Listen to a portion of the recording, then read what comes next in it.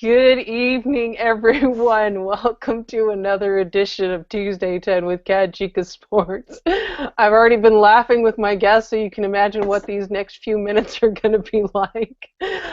Tuesday 10 is a quick 10-minute chat with leaders and up-and-comers in the world of sports, whether it's from business, media, marketing, public relations, education, and more.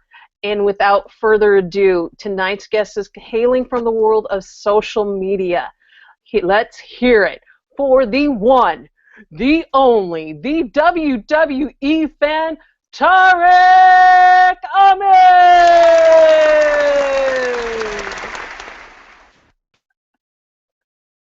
That is me. Thank you, Sonny. I'm not wearing wrestling briefs or boots, so I'm fully clothed. If you guys are Not wearing any wondering, wrestling regalia. if you guys are wondering why I did that, Tariq is a huge WWE fan. I see him talking about WWE with friends all the time on Twitter, and I told him I'm going to do this tonight. I'm going to even give you the clapping. I'm going to give you the audience. I'm going to do all of that stuff tonight. So that's why I introduced Tariq the way I did tonight. Thanks for Much joining me. obliged, friend. Thanks Thank for you, Sonny, joining for me. having me. No This is problem. going to be Thank you for fun. This is going to be fun. It's just going to be a quick 10-minute chat. We can start with WWE if you want, or you can start with a quick introduction of yourself for those that don't know you. All right, so as Jay-Z said in his song Public Service Announcement, allow me to reintroduce myself since I was the first guest on your show, so thank you.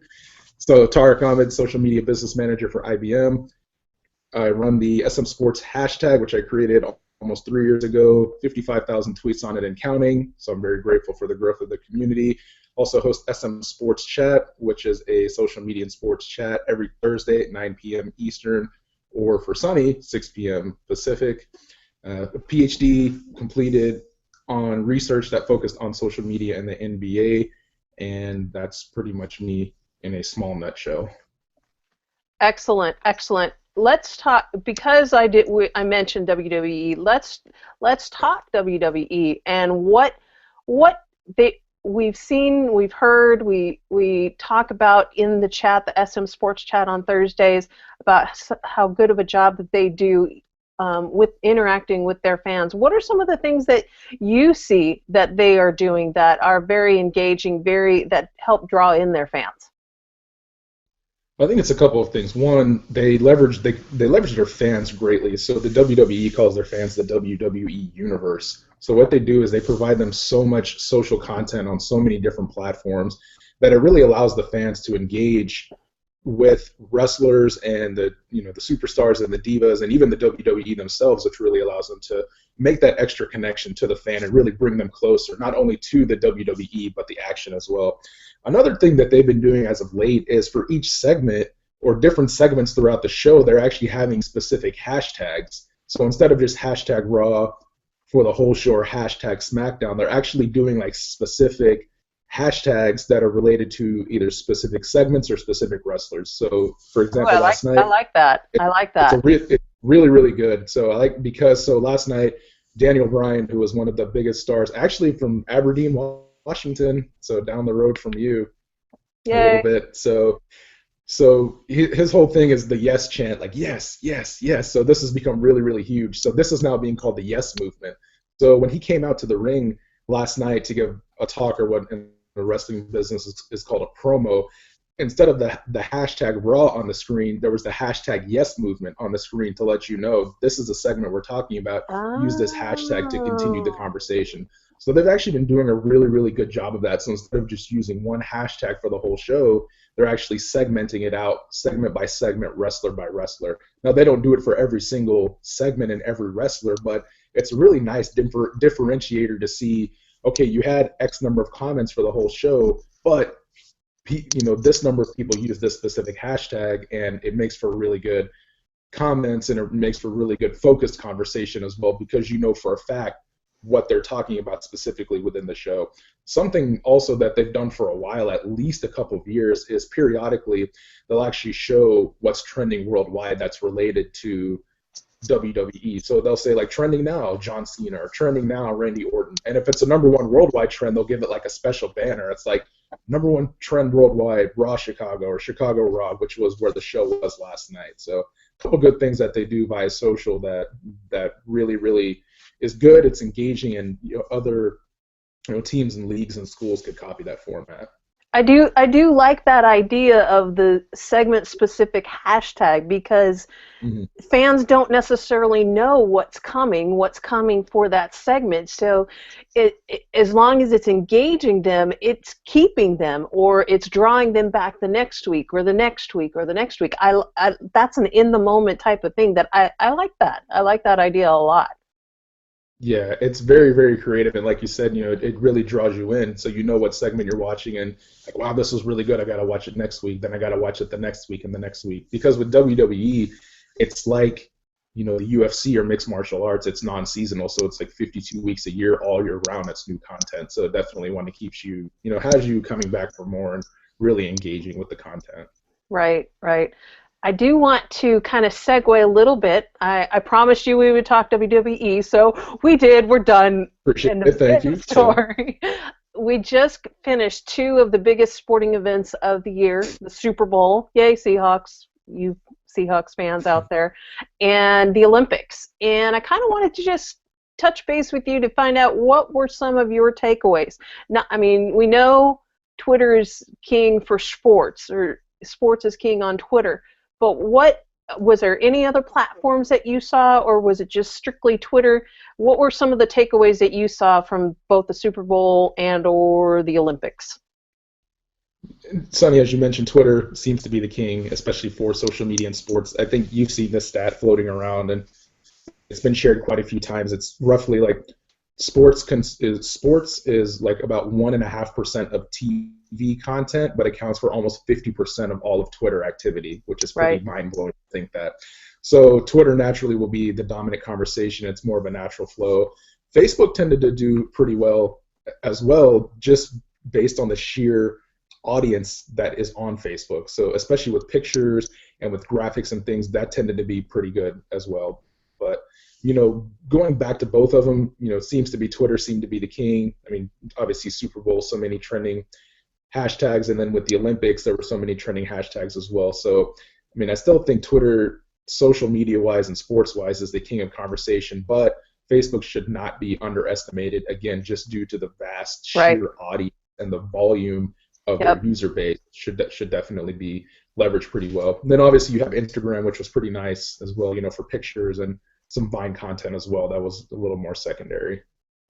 Excellent. I would tend to agree.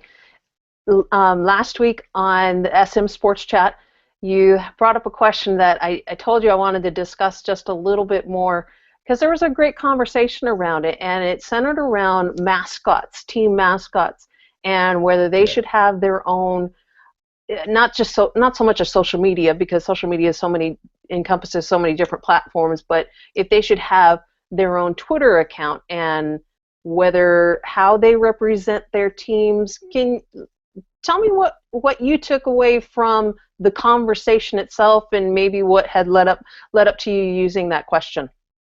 Sure. So I think that I just seen. So the LA Kings mascot, his name is Bailey. I see him engaging and interacting with fans all the time. He's like really creative, really witty, really funny, and just really good to fans the way that Bailey uses social media. So I figured there are other social media mascots as well. Figured, hey, why don't we ask the question and see what people think? So overall, it seemed to be the question was pretty well received. People like the content. It's fun, it's creative. It seems to be a little bit, like it's a mascot. It's a person dressed up in a mascot outfit. So naturally, it should be a little bit more relaxed by default. So it seemed to be overall the takeaway was pretty positive. I think people like to follow the mascots for that creative content. Where if you follow the team social media accounts, you get more official news where it's, here's an injury report, here's the score Right. update, here's what we're doing at halftime. Where the mascot is, hey, I'm at this elementary school today taking pictures with the kids, come see me. Or hey, send me a tweet of your seat and I'll come visit you and give you a t-shirt. Things like that. Like, it's more fun and it's more creative, and it really adds to the team presence of what the team brings via social media. Now, two other points. One, actually, was funny because a friend of mine actually used to be a professional mascot for a professional basketball team. So I actually did a podcast with him the Oh next wow. day, which was Friday, on this actual very question. So it's very ironic you bring this up. I actually just tweeted it out today. It's my friend John Kudo from GameOps.com. So that's available. I retweeted that this afternoon. And two, kind of funny you mentioned that also about the mascots, because one of the sub questions I asked was what mascots do well via social media, and every answer that was provided, if anyone tweeted at the actual mascot, it's like, hey, I think at Benny the Bull does a great job, or I think at Bailey LA Kings does a great job. Every single mascot that was mentioned in that question either favorited that tweet or replied to that tweet. So that's pretty awesome that the actual mascots actually took time to be like, hey, thanks for the shout out, or at least gave the tweet a favor, just acknowledging that. So I think like 10 mascots were mentioned. I think like 9 of them either replied or gave a favorite. So that's pretty cool to see that as well. I think that's an idea for a future guest on a chat, since mascots aren't going to necessarily talk on a hangout. I think we should get a mascot on one of the chats next time. I like that, yeah. We'll make sure they're in the off season, as long as they wear their head. We're good. So they can just share some Instagram pics showing them tweeting during the SM Sports chat with their big massive mascot hands covering the phone. So that would be great. We're out of time. Good. We are out of time. I'm serious. I tell everybody I am timing it. I am timing it on my phone because I value your time. Tell me, are there any last minute takeaways that you have from sports social media going on currently, or just what's coming up? Well, I guess on a personal note, I'm heading to South by Southwest, so if anyone is there, feel free to sync up and we can try to meet up. I think the key also, just to answer your question, sorry for the cheap plug, sports and social, I think you're really, really starting to see a lot more engagement going forward. So instead of teams just straight pushing content, you're starting to see a lot more teams starting to engage with fans either on an individual level or on a group level as well. Instead of, hey, here's our content, it's more like, hey, tell us what you think of this content, or what do you think the best dunk of the year was, or which home run did you like the best? So I think that teams are doing a really good job. Two-way conversation. Exactly, yeah. So they're making it more of a telephone now, not a megaphone. So it's more along the lines of, hey, we're reaching out to the fans, but we really care what the fans say as well. So 2014, big year for team and school social engagement with fans. Excellent. So yes, if you are heading to South by Southwest, look for a big, tall man that looks like Tariq, and connect with him. Do some networking, connect with him, introduce yourself, let him know your Twitter handle, find him, and just have some fun down there at South by Southwest. Tariq, where can people connect with you on social media? Twitter is going to be the best way. So Tariq_Ahmad, so TARIQ_AHMAD. Or you can find me on LinkedIn at Tariq Ahmad 1, so the number 1. And I guess circling back to the beginning of our talk, I'm going to be at WrestleMania as well in a month, in the first week of April. So if you're there in New Orleans, let me know. So that's where you can find me, and that's the best way.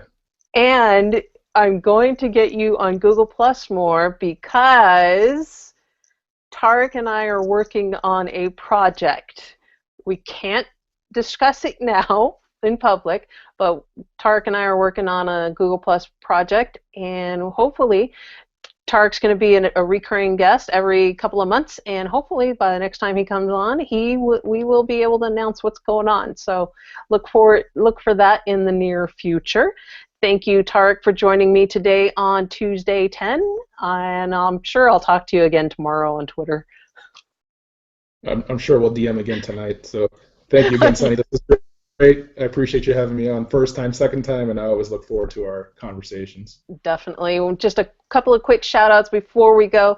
Congratulations to our friends at Tagboard, Josh Decker, and joining forces with Jenny Hogan, social media queen that she is. Tagboard purchased TV Interact, the app that Jenny Hogan created. She is now part of the Tagboard board as the Chief Media Officer, so congratulations to them as well. Hopefully I can have them also on a Tuesday 10 sometime soon.